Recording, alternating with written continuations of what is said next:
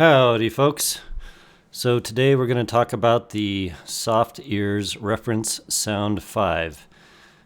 These are 5 balanced armature acrylic, kind of like, custom style headphones. I'll pull them out in a second. Well, they are them right there. But here's the box.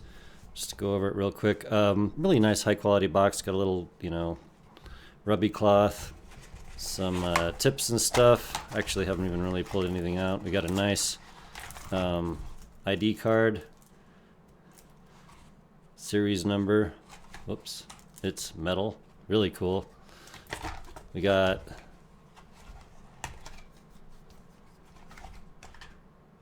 little manual, which I can't read.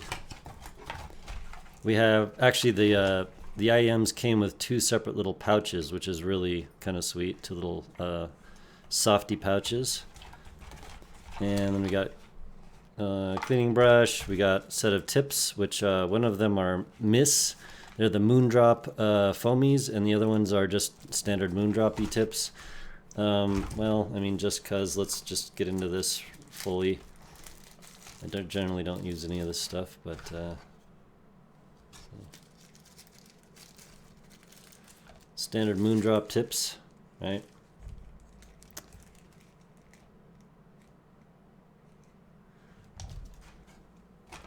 And then these are Moondrop Foamies Mist tips, I think is what they're called.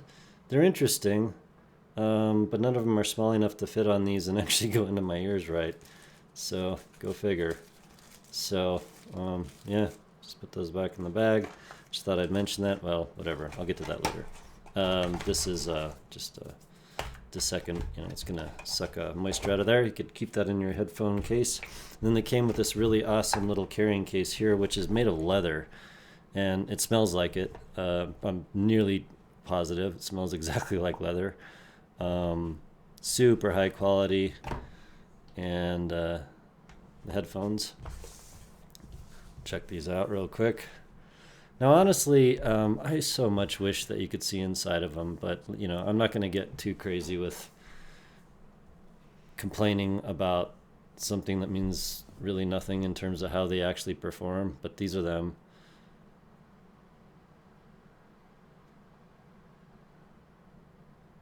And let me go ahead and just pull off my little tippy tips. These work well for me. My ears are all weird, but whatever. So that's these guys here. 3 bores. And I'm sure you can tell that, there's no rough edges. There's nothing weird about this. It's, by the way, I don't know what you want to call that, indented 2-pin, right? And this is the stock cable, which, I mean, I don't hate it, I guess. Yeah, whatever. Probably could stand to be a maybe nicer cable since it's black, but these are Reference Sound 5 balanced armature, and I think that the whole aesthetic is pretty much professional style, and they fit that. So excellent cable. Just to let you know, here's the thingy. Let me see. No splitter. Kind of, nothing spectacular, really. Got this guy. I honestly don't hate the cable, to be honest with you. SoftEars. Works. It's okay. Cool. Fine. But, so these headphones, these unassuming headphones. So, okay, for one thing, I've wanted SoftEars for a long time. Moondrop, I bought some of my first headphones I ever bought that were really high quality were Moondrop, the Canas Pros, and then got the A8 later, which is just a phenomenal pair of headphones, Harman tuned. And then we have this, so SoftEars is Moondrop's sort of like higher end brand, basically. They share some engineers, some resources apparently, not entirely sure all the specifics, but you can kind of tell from, as far as at least the tip, style, that's definitely Moondrop style. But in any case, so this is like sort of like the higher end Moondrop brand, so to speak. Reference sound 5 balanced armatures. So apparently these balanced armatures are possibly, let me just pull something up here. I don't know if it'll actually say on here much.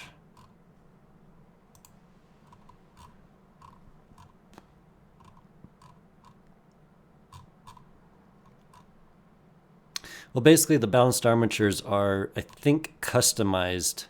I don't know what customized means exactly, maybe nulls that are customized, but specifically tuned by SoftEars, and Moondrop might share some of that mojo. And in fact, these do not sound like normal nulls, just out of the box balanced armatures you might find on a lot of things. They don't have that sort of timbre. They don't have that sort of tonality. I'll get into that a little bit, but you know, these things are amazing, just basically to say it. So here's a graph. I actually found this graph on the internet. Someone measured it. Purple line being the SoftEars. The other one was something else, I forget. But so this is the RSV5, and I actually bought these based on this graph alone, basically.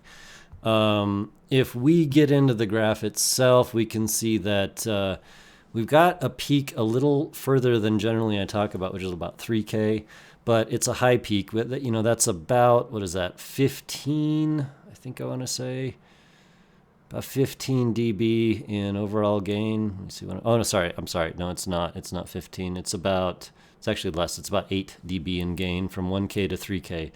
And then comes down, and basically what you see is the 10K treble. Right as it crosses the 10K line, that treble energy is roughly around 1K, and I actually really prefer that. That means that its set has got good balance in terms of the pinna gain, and then the after 10K, as you can see in that graph, is well within reason in my opinion. It's not pushed, it's not peaky, it's got plenty of it. And then going from 1K down to 30 hertz, we have a nice slope up slightly, and then a nice round little bump there right around 30, 40 hertz. And I mean, honestly, you know, so to speak, that is absolutely my preference. So basically, moving on, let's get into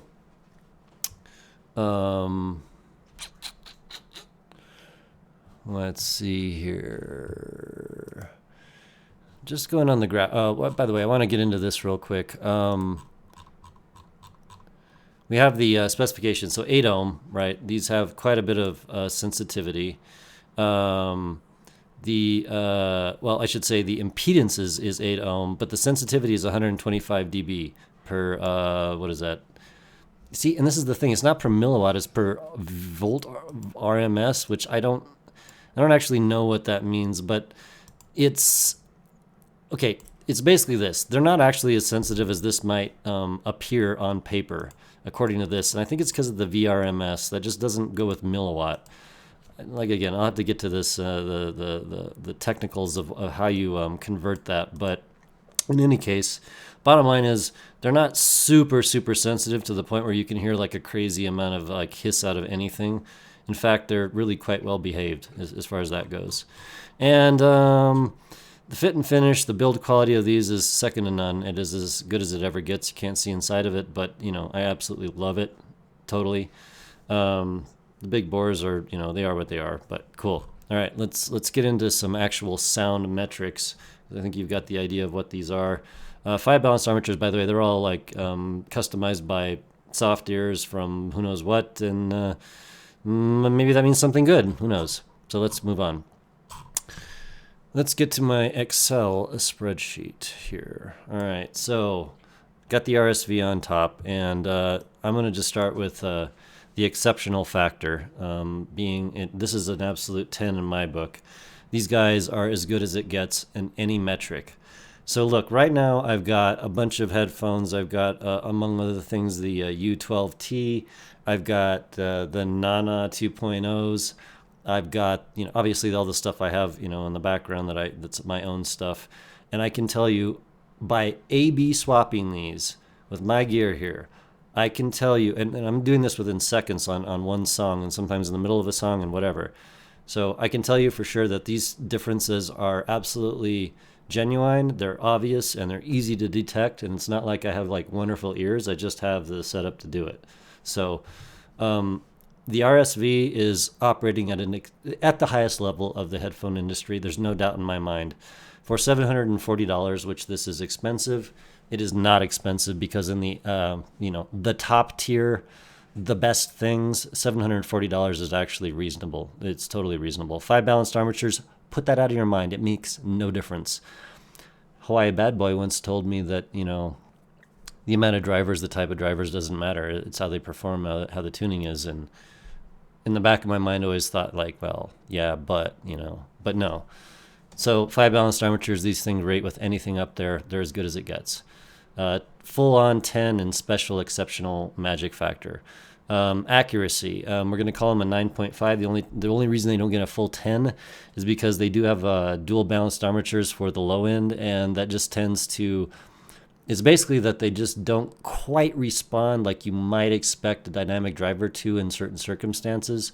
But the way these are tuned, again, from the graph over here, this amount of sub bass right here in the low, like 100 hertz down, also is about the same gain as your top of your piano, about 3K.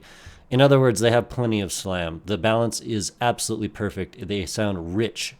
The low end, under no circumstances, I repeat, no circumstances, sounds thin or anemic or anything even close to that. So basically 9.5 in accuracy, they would get a 10, maybe if they could pull off a little more air in the low end. I think I told someone that, a little more air. But as far as the actual tonality and the tuning of the bass, it's basically dead on perfect as to what I want. It's audiophile and plenty of slam, not too much. Good texture, good timbre. Wow. Let's go on. Wideness, 10. The thing about the wideness on these is it's not hype. You don't hear like a oh, and by the way, this set is not going to be part of the short bus in terms of, I don't think people are going to think, well, it's rolled off or anything like that. Hell no. This has got everything. It's as good as it gets, basically. Anyway, moving on. Wideness, full 10. You hear stuff as wide as you'll ever hear on any headphone out there, except one exception, which I'll get into in a later review. But what I mean by that is, like, as far as a mix goes, the wideness of this headphone, the RSV, is as good as you should get, as good as it does get. 3D as well, because it is so well tuned. It has an incredible 3D quality to it. Mixes that have a 3D sound stage, depth to them, reverb, tails, things like that. It's all absolutely perfect. There's just no question in my mind. It's perfect as you can possibly get. It's just that. So, and then as well, imaging, it's up there. I would say that I was thinking about maybe doing a 9 for imaging, but honestly, when a set has like this, sort of ultra pinpoint imaging, it loses out in other aspects. And so for me, imaging means, can I pick it out in 3D space very honestly and easily? And the answer is absolutely yes on this, but it doesn't sound forced or pushed or unnatural. So in terms of, like, I don't know, I mix a little music, it's perfect. It's like if you mix something left to right, center, you're going to be able to pick that out, especially left to right, of course. But if you have some more mojo going on, a little bit of 3D stuff, you can get that really, that 3D space going on with your imaging as well. You can get a little, down and up and everything else. So 10. Volume scaling, 10. It's just perfect. It doesn't have too much high treble. It doesn't have too much high mids. It has just enough to be audiophile in all the right ways. I can push this set to deafening levels. And yes, my ears will ring, but no, it doesn't sound fatiguing or wrong or bad. It's as good as it gets, just like the EJ07. And it achieves it at a much lower volume level. If you care, you can, of course, short your eardrums out at a louder level, but the volume scaling on this in no way is wrong. It's perfect. So 10.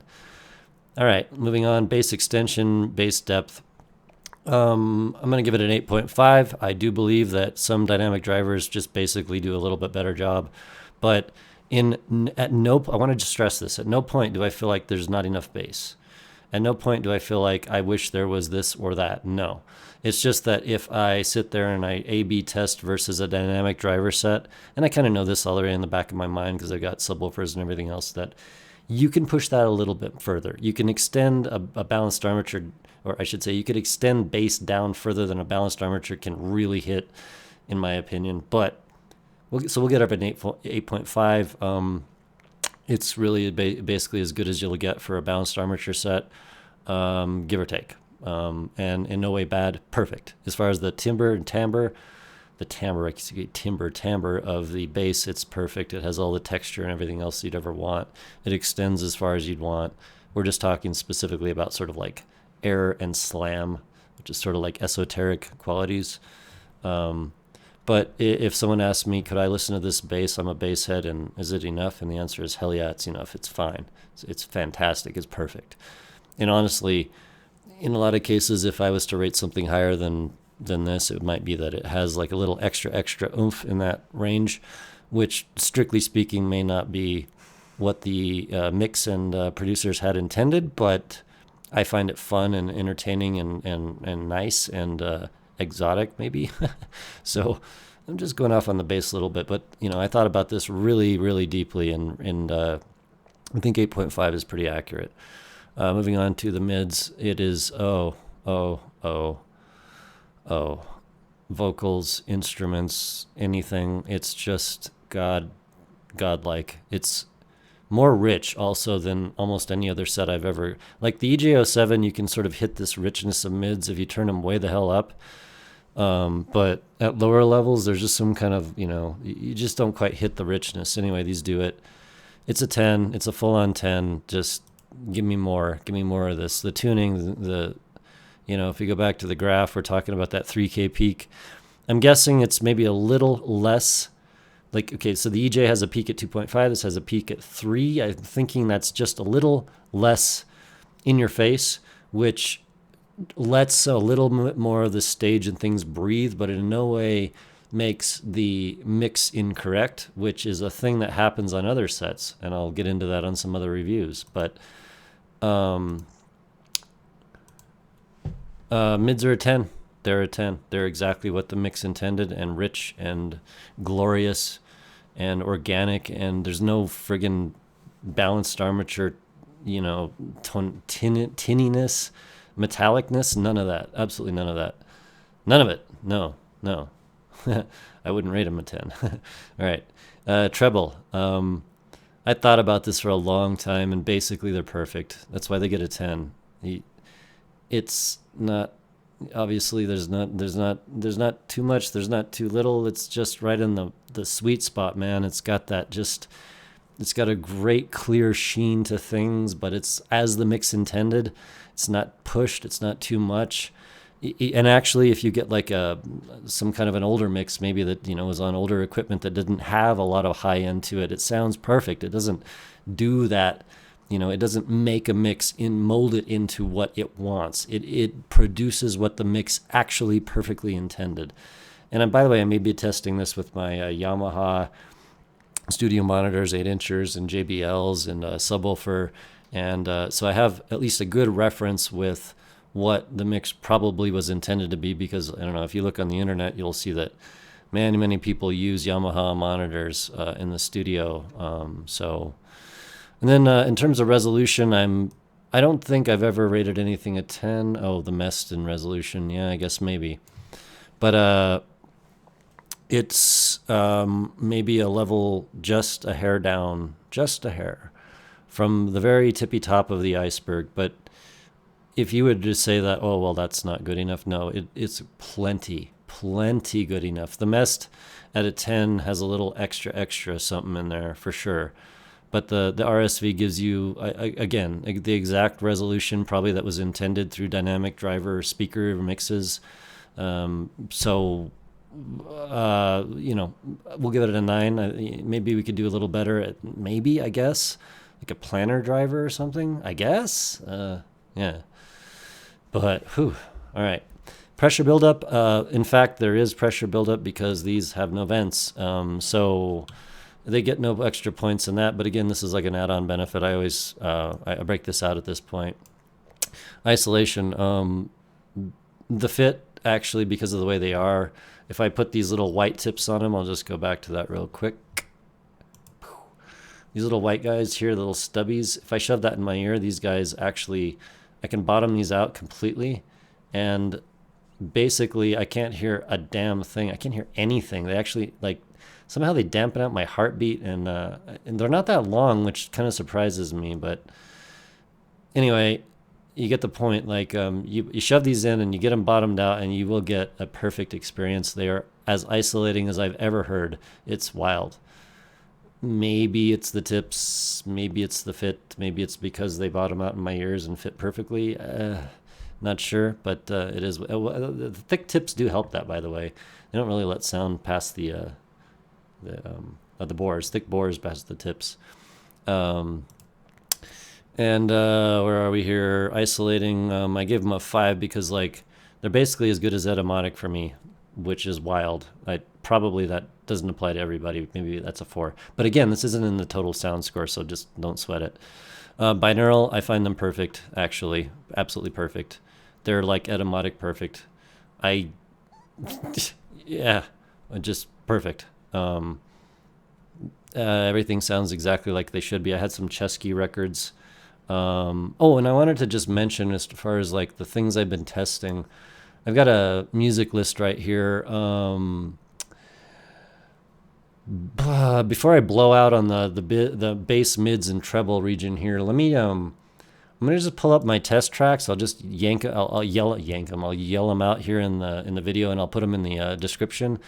So let's go for bass. Right, here's my bass tracks right now that I'm listening to on all the sets. Hong Kong Express, this. There's a 25 hertz tone in that. We got Submotion Orchestra, Angel Eyes. There's a 34 hertz tone in that. I'm talking like the lowest kind of thing I've measured. And I thought there was one more in here. 25. There was a 32 hertz at. It's Cat Corp. Please insert your username at 32 hertz. In any case, so that's for bass. So there's 3 tracks: Submotion Orchestra, Angel Eyes, Cat Corp. Please insert your username, and Hong Kong Express, this. Then we got the mids. I'm going for mids is going to be like, I mean, honestly, it could be anything, but if we're talking like really nice, pretty mids, maybe something like, Body and Soul by John Green. That's an Eric Maranthal. He plays saxophone. It's a cover by him. Another one with mids would probably be, where are we here? We got Louis Armstrong, Love Is Here to Stay with Ella Fitzgerald. And Earth, Wind, and Fire, After the Love Is Gone. That's always a good MIDI one. Lots of sweet mids in that. And as far as treble goes, I'm just going to go for some electronic stuff because it gets up there and I know what it's supposed to sound like. We'll go for Bird of Prey, Pathfinder. That's a Desert Dwellers remix. And Double Standard. Oh, dang. Hang on a sec. Double Standard is...